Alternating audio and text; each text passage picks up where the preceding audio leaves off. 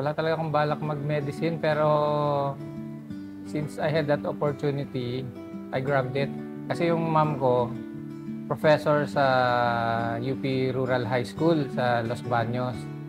And that time, doon ko rin lang nalaman na as a professor, she had the privilege. Ang tawag namin doon, scholar ng nanay. So, naging scholar ako ng nanay ko dahil professor siya, libreng tuition fee ko sa UP Manila.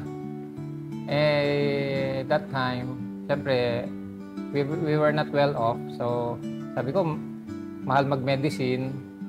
Pero dahil nga scholar ako ng mother ko, I took that opportunity. Ang pre-med ko nga, hindi pre-med talaga. I took up BS Food Technology with the aim of siyempre upon graduation, makapagtrabaho agad, ganyan, help my family. Since nakapasa rin ako ng NMAT, na-interview, natanggap sa UP, ayun, pumasok na akong mag-medicine, no? Without really having expectations kung ano ba yung medicine, parang ayun, run by the seat of my pants. Yung walang plano talaga.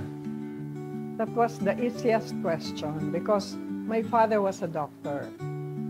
But just before college, after graduating, I went on an exchange program and it never occurred to me, I didn't even plan on what I'm going to do. But when I got back, I was already enrolled in pre-med. So probably my father sensed that I was going to be a doctor too.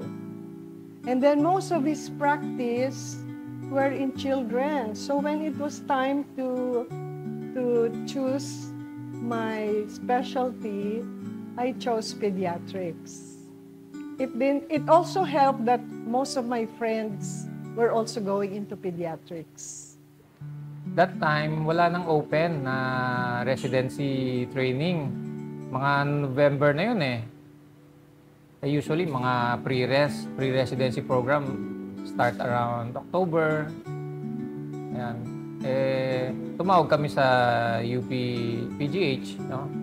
Asking around, ano pa bang residency ang bukas? Pwede pang tumanggap ng applicants.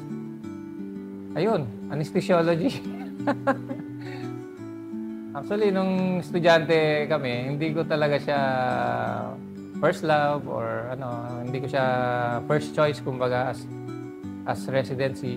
Pero yun, no regrets. I found out na it's a very good specialization. May binabagayan ding personality which sa tingin ko bumagay din sa personality ko. Kaya yun, hindi siya first love pero you got to love it and no regrets. What we teach our students, because I taught in pharmacology and pediatrics, what we always tell them is for them to be lifelong learners. So keep on. So I also applied that to myself. After retiring, I still went on learning something new, especially in the sciences, but also in new things in other interests. So I learned to do other things. Maybe go back to old passions like playing the piano or sewing, doing some projects in clothing. Sa mga Golden Jubilarians, you will always serve as our inspiration, physically.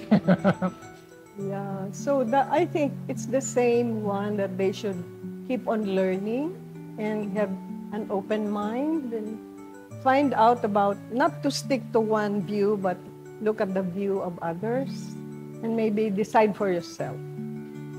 As long as you keep on learning something new. Yan yung mga idol namin.